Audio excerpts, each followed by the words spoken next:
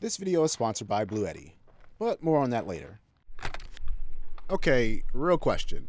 What is a Joshua tree? Because it's not a cactus, it's not a tree, and it, along with so many other things here, looks like it belongs in a sci-fi movie, not a national park. And right in the middle of all of that is a town that embraces being just a little different. So we came here to figure out what this place actually is and why people love it. Welcome to Joshua Tree.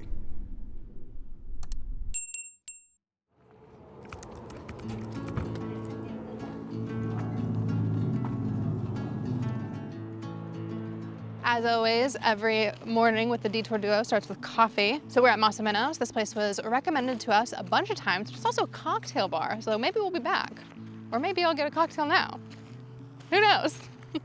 Menos is a beautiful cafe with mountain views and a throwback desert vibe. In addition to coffee and cocktails, they do a small food menu too, but you gotta get there early or they might sell out of items. Got some food options. Perfect. Oh, they got chilaquiles burrito. Burrito. No! Look at this one. Bean me up.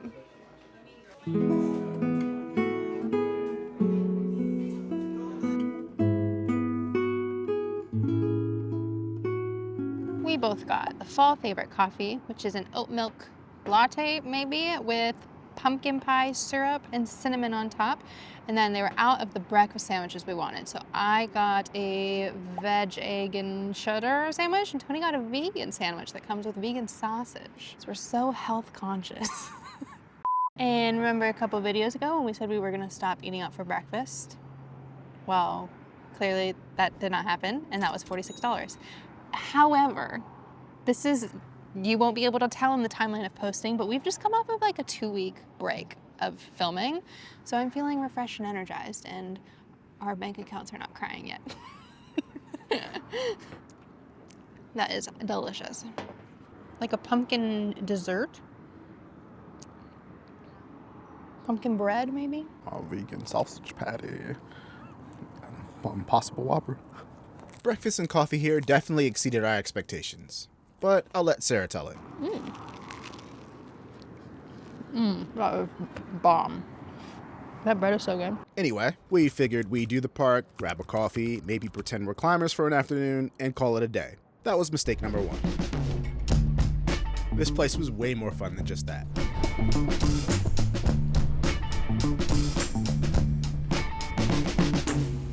Morning. Good, how are you? Thank you. Funny that the park ranger recognized us. Probably not that hard to remember seeing this big old rig. But we actually drove into the park last night to do some stargazing, and now is our first time back with some daylight.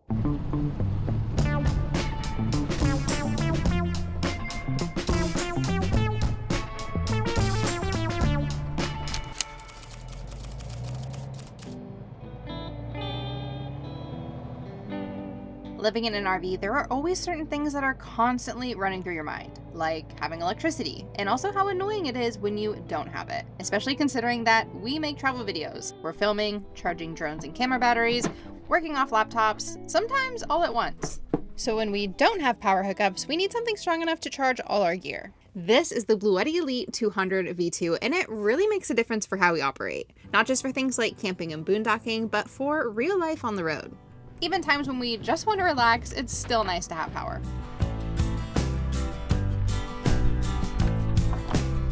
First off, power. This thing puts out 2,600 watts of it. So when we're in the middle of the desert, we can plug into this bad boy and watch the sunset outdoors while enjoying hot chocolate.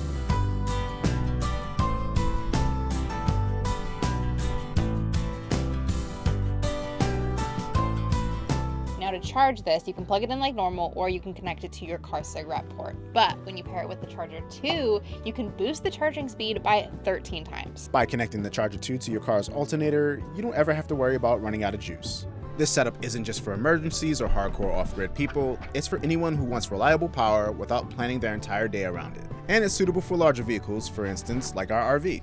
If you want to monitor the power station, the Bluetti app can connect to your device via Wi-Fi or Bluetooth and shows charging level and operating time, and you can power on and off the different modes from afar. If you want power that works with your life instead of slowing you down, this is it. Use the link in our description to check out Blue Eddy for yourself. Joshua Trees. Parking lot full. Is it?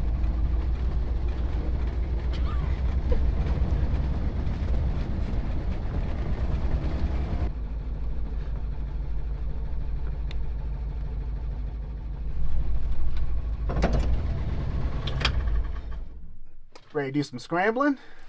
Some motoring? I don't know what the proper word is. Scrambling, I guess. These are nice.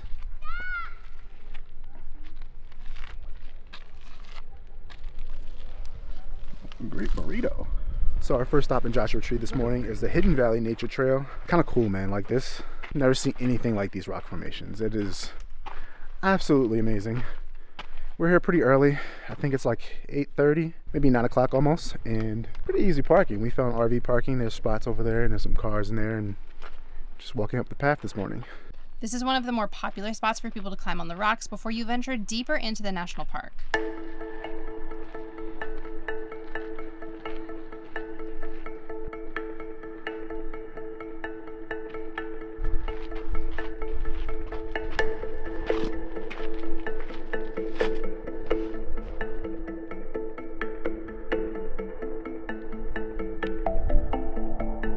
Hey, Editor Tony. How was Joshua Tree National Park formed? Where do all these boulders come from? Well, according to family history... Editor Toner. You gotta do that in post. The boss has spoken. Well, it's geology, of course. According to NPS, the National Park Services, Joshua Tree sits right on the edge of the North American plate. Millions of years ago, tectonic collisions pushed molten granite underground, where it cooled, cracked, and slowly eroded. As the soil disappeared, those rounded granite blocks started to stack up, creating the surreal rock formations we see today.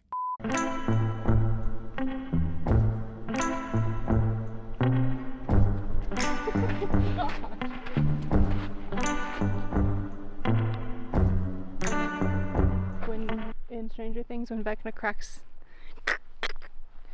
Oh, when he like trances them and yeah. cracks their arms and legs.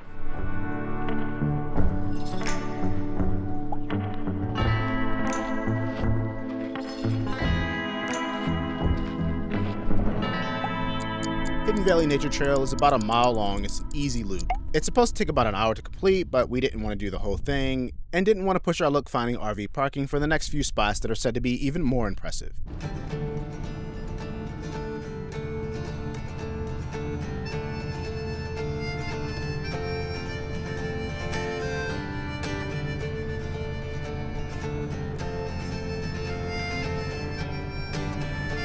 So we drove about 5-7 minutes down the road to find Legion of... I keep wanting to say Legion of Doom. The Legion of Doom.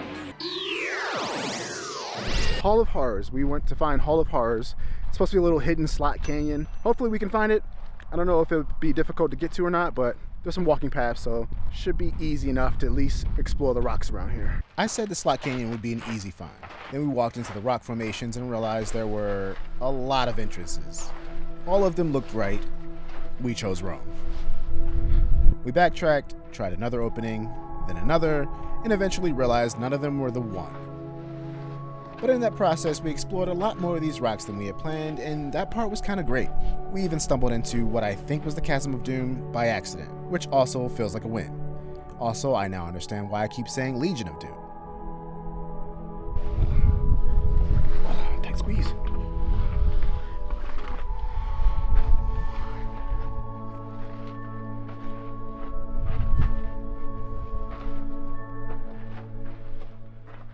Sarah, I think I found it. Or a variation of it. You trying to 127 hours me?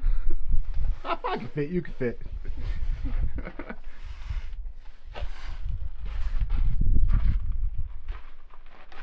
Whoa. Whoa.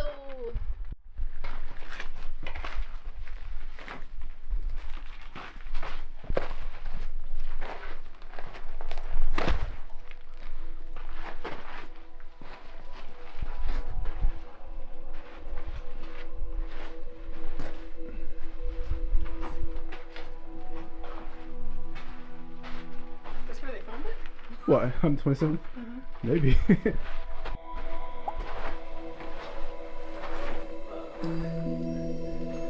Slightly sketchy.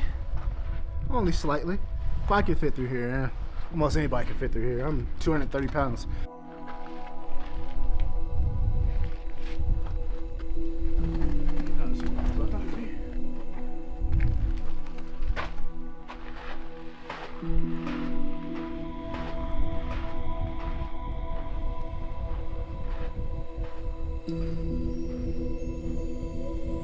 We didn't find the Hall of Horrors, and I'm not even sure this is the Chasm of Doom. But what I do know is, regardless of what you're looking for, if you're looking to explore a slot canyon, this is your spot. It's also a good place to hang out too.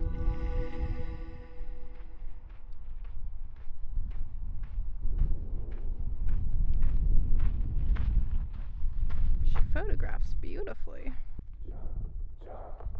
Which bad ankle do I trust the most? Well, Nice. Don't think about what comes after or what came before. You just gotta bend your knees, take a deep breath, and What a view. What you think about Joshua Tree? you know what? I love a flat hike. Yeah, me too. And that is all we've been doing. So 10 out of 10. You know what else I love? Free things. And this was free with Tony's Veterans Park Pass. American the Beautiful. Thank you for your service.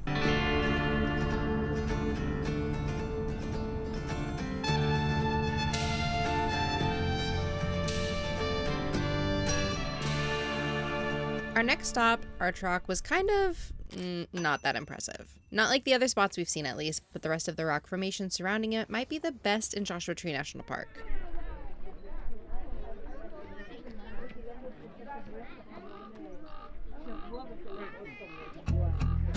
I'm all for a little bit of thrill seeking. I'll scramble as far as I feel comfortable.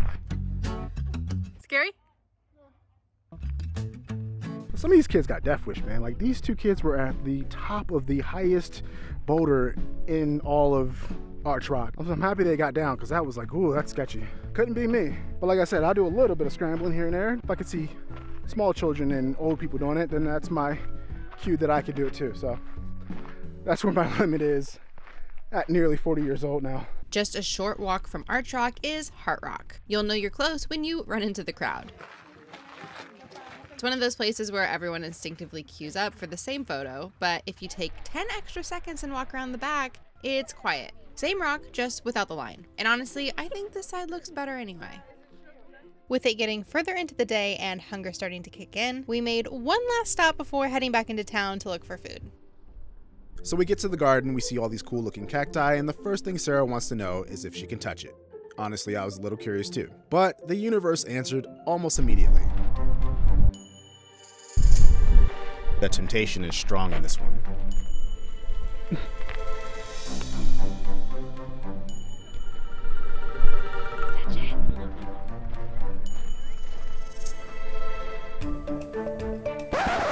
You thought we were about to walk in the frame, didn't you?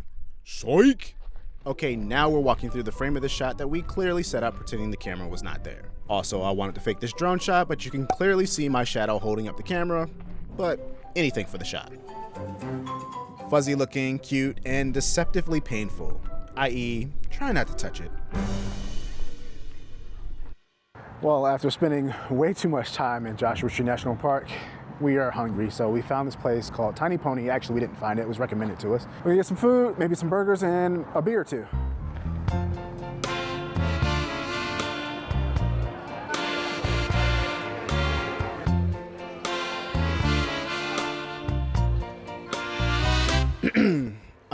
So yeah, Tiny Pony is slightly strange. We just ordered 2 Tiny Pony burgers, Tiny Pony fries, Sarah got a Cali Screeze Blood Orange, and I wanted to try a local beer, so I went with the 29 Palms Hazy.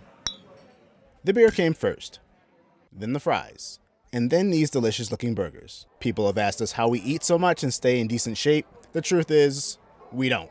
But we're ever thankful for that Planet Fitness membership after a meal like this. Wow. Anyway, altogether, it was about $50 before tip. Pretty bomb.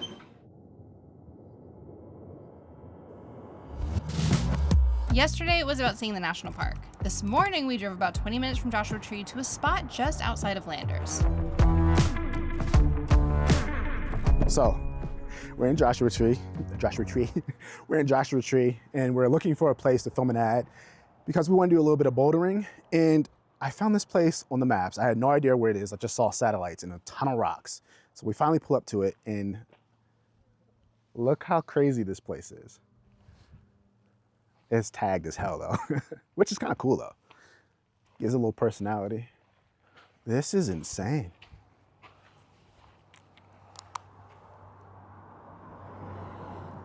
This was a pretty neat find for a random pull-off on the side of the road. We would have never known this was here if not for a slightly suspicious satellite image on Google Maps. So, remember when I said we were thankful for that gym membership? We could get more use out of it. I need space to get up.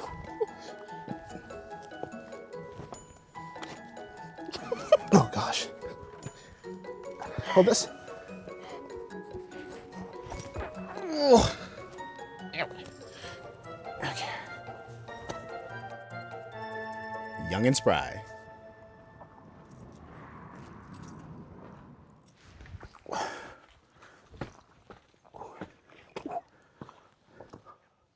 Oh, look at this.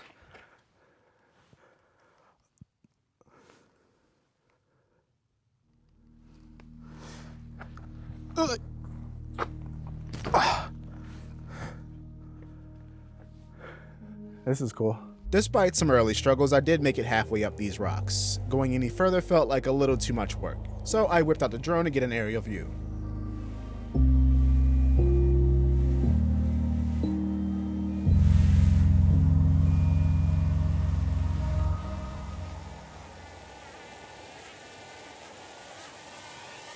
Some people might call the town of Joshua Tree a little touristy, especially by the park entrance. I find it more, what's the word? Eclectic. Lots of local artists and shop owners with their own collection of random desert knickknacks. And we're going to explore some of them, but before any of that, I need to get my national parks passport stamped.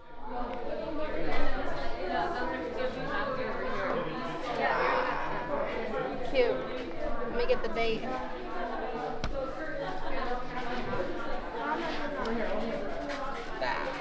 Upside down. While we're in here, I feel like now would be a good time to talk about what a Joshua Tree actually is. Basically, a Joshua Tree is just a large succulent, according to the Google machine. It's iconic to the Mojave Desert, and it's the only place in the world that it's native to. Its name comes from Mormon pioneers who believed its outstretched limbs looked like the biblical Joshua guiding them. And that, folks, is your weekly knowledge dump. Moving on.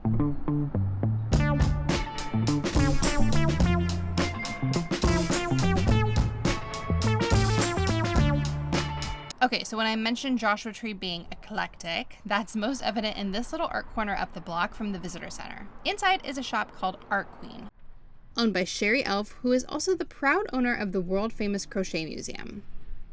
This is Sherry. Oh, you're gonna be that close, really? Glamour lighting, please. You are pretty far away. It's just a very big okay, thank you. You own this store, the museum, and then what was the other? There's a little trailer over there filled with crochet blankets that I find in thrift stores, mostly in Arizona.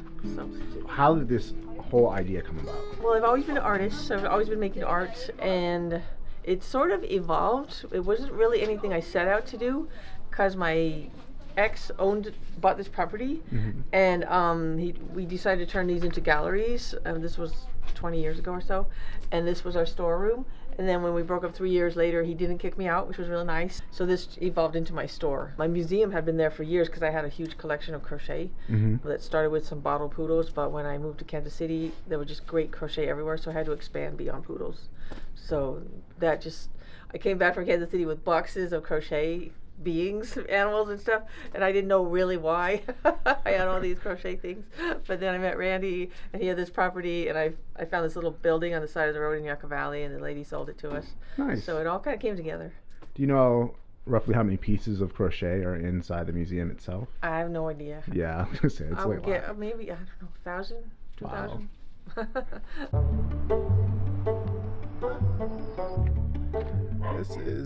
This is interesting. There's a lot of these. Holy crap.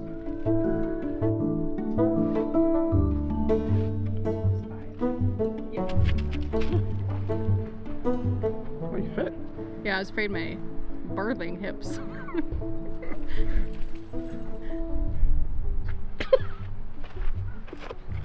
Your shoulders are gonna. Oh, you got it. Nice. Alright, how do I get out? Same way you got in. Such a great place to putz. You love putts? I love to putz. Lots of quirky things. It's like doesn't feel carbon copy touristy, which is nice. Like I feel like when you go to so many touristy towns, it's like the same souvenirs, the same like t-shirts. This is like very artsy and unique. And we got to meet Sherry, who is the owner of like 4 different places in here. She sells a lot of really cool things. Picked up a gua sha because Tony broke mine in the shower.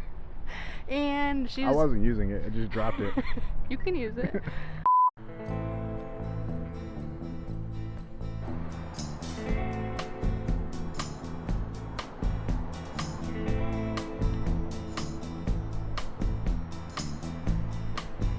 So I think we explained enough how quirky Joshua Tree is, but if you want to see something really cool, just 10 minutes down the road is the Noah Purifoy Museum.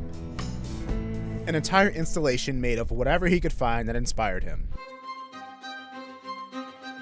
Noah Purifoy opened this museum in 1989 with more than 100 works of art created and placed in 10 acres of this desert floor. Y'all, this man had 3 degrees. One of his earliest constructions came out of the charred debris from the 1965 Watts Rebellion. It was the basis for his 66 Signs of Neon, the landmark 1966 group exhibition on the Watts riots that traveled throughout the country.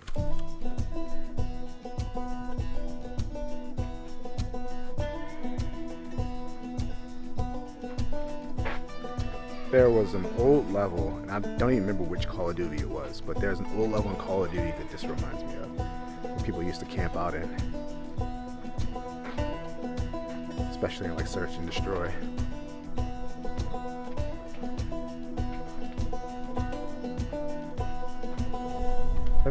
They are, they're toilets. There's the seats. There's the toilets. Huh.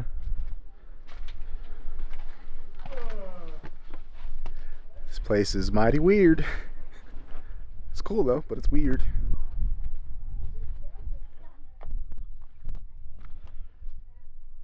I think anyone used these? This place is what I imagine a post-apocalyptic world will look like. After the robot wars, after the zombies, when everything is just like Mad Max, this is what the world's gonna look like.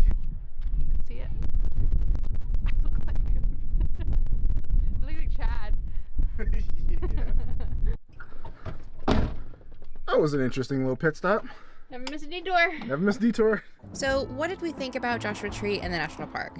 Someone had mentioned on Instagram that Joshua Tree is the perfect beginner level park, and I agree because there's a ton of spots that are low effort but high reward for views. You don't have to climb a mountain or walk through a forest for a big payoff. As far as the rest of the towns surrounding Joshua Tree, I definitely say they're worth exploring and not overlooking. The towns had everything that we look for in a detour: quirky and strange, good food, and friendly people. Next week, we're taking a quick detour down the road to Palm Springs, where we'll be caught in the middle of a beautiful oasis and mountaintop views. If you like getting slightly lost in the desert, or you need a little bit of extra power for your road trips, make sure you check out the Blue Eddy Elite and the Charger 2 to power you through even their most remote locations.